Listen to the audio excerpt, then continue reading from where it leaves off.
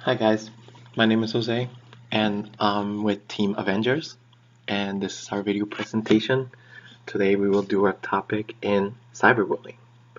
Now, we've all heard about cyberbullying before, but what really is cyberbullying?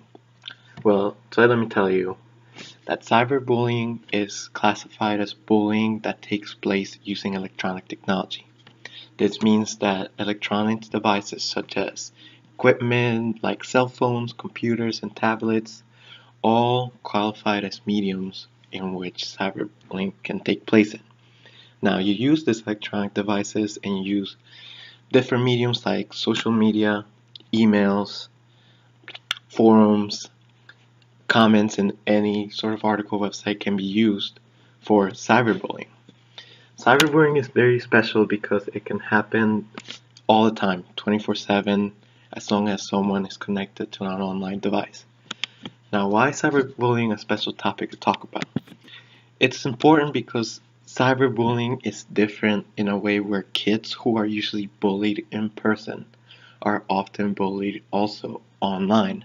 So this means that kids can never get away from the cyberbullying. Kids who are cyberbullying can get comments of harassment all the time, and it can be very, very, very damaging to their mental health and the health of a person.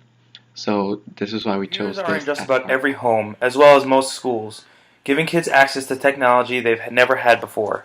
While this is a useful tool to help them grow and learn, it is also a dangerous element that can lead to bullying and other issues that can have negative impact on life.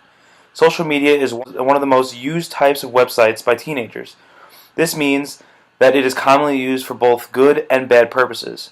A vast majority of social media bullying takes place on Facebook because of its open platform and the ability to make open posts or send individuals private messages. According to a report by the Washington Post, 9 out of every 10 Facebook users have reported that they've witnessed bullying on social media websites.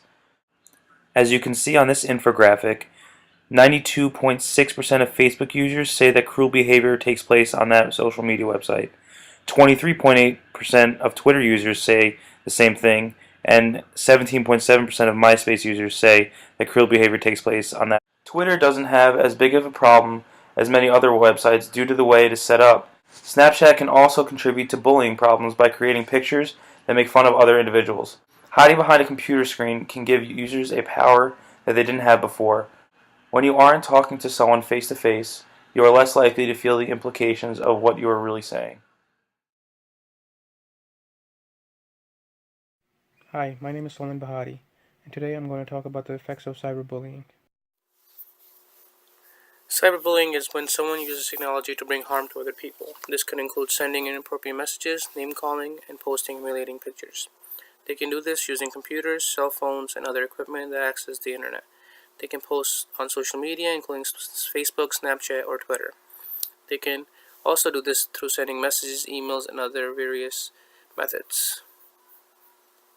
Cyberbullying usually happens among teens, but also can happen to adults. Because of the increased use and availability of technology, cyberbullying has also seen an increase. And because of the internet is now monitored like a child's behavior in the classroom would be, it is important to determine what the effects of cyberbullying are.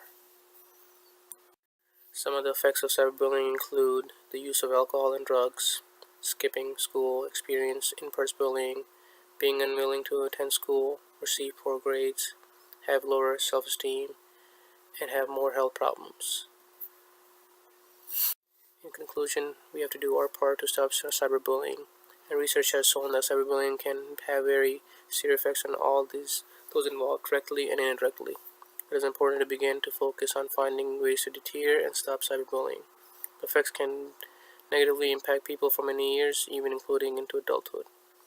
So it is important for parents and to be able to detect abnormal and quick changes in their children's behavior and address them quickly. The faster that cyberbullying is addressed, the child will be less likely to experience less lasting effects of Hello cyberbullying. everyone, I'm Shudipto from Team Avengers.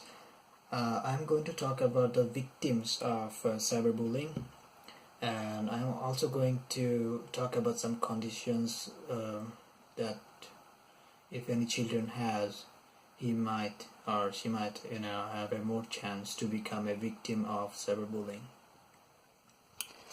So in general, the teenage group, age between 12 to 17,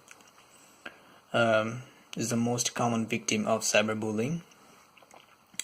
And if we compare the boys with girls, we'll see that 38% of online girls report being bullied, compared with 26% of boys online. And also, in general, there is 1 out of 3 young people have experienced cyber threats or cyberbullying online. And actually, the young people, like, it doesn't matter like what's his race or where he's from. In general, every young people has a chance to become a victim of cyberbullying. But also there is certain condition what makes a children become more likely to become the cyberbullying victim rather than other children. So there is some neurological conditions, like if there's a children with ADHD or autism or any kind of learning disabilities, that children has more chance than other children to become a cyberbullying victim, because unfortunately they are not like the normal children, I would say. And so they are easily identical than other children, so they have more chance to become a victim. And the next one is the children with social difficulties. Is there's a children who feels shy to become friends with students in his class or like in his social life. It have been seen that those children are more likely to become a victim. And the next one is the sexuality. So like if there's a children who is not sure about if he's gay or not, or these kind of conditions, in some points it have been like it's been seen that those children actually have faced cyberbullying online, because like in young age it is always like I would say tough to choose what you want and what you like, and they seems like not normal to the normal people. So maybe that is the reason. And here is my sources, and that's all. Thanks. Number one, you really want to educate yourself on the topic and fully understand what it is. Next, you want to make sure that your passwords are protected. Don't give them out to anybody, because if somebody that you don't want gains access to that information, they now can go into any of your email accounts or social media accounts or view private information, private messages, private pictures, and essentially use that against you. Next, you want to make sure that any of your photos that you post or just any of your normal posts are appropriate. The whole world is able to see anything that you post, so just make sure that you're keeping it appropriate. Next, you really want to make sure that you're logging out of all of your accounts. Don't leave a window open for someone to gain access to any of your private messages. Don't leave your Facebook or email or anything like that logged in on a friend's computer. Make sure that you log out. And next, you really want to make sure that when you're replying to somebody or posting something, just really think what you might take as a joke, the other person might not. So just be aware and respect other people.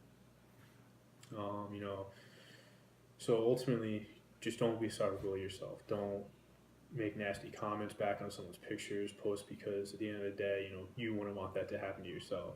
So just keep in mind, be respectful of other people and their posts, and if you see something you don't like, you can always unfriend them, unfollow them. There's plenty of other ways that you can avoid, if you feel like you're going to say something negative, there's plenty of ways that you could avoid